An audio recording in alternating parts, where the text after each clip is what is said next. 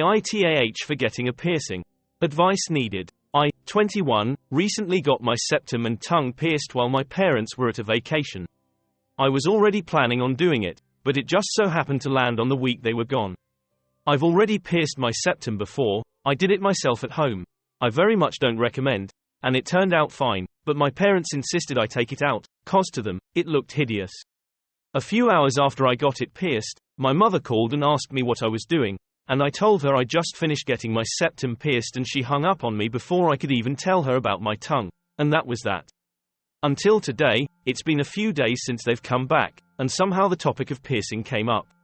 My mom was complaining about my septum and how terrible it looked, and she saw my tongue piercing, and flipped out.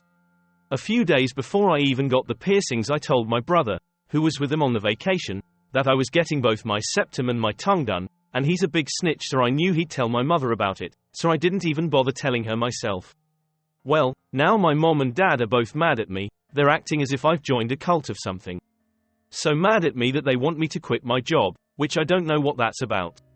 This is also a good time to mention that my brother got eloped and a tattoo without my parents' knowledge, both ending terribly, and they've acted as if nothing happened.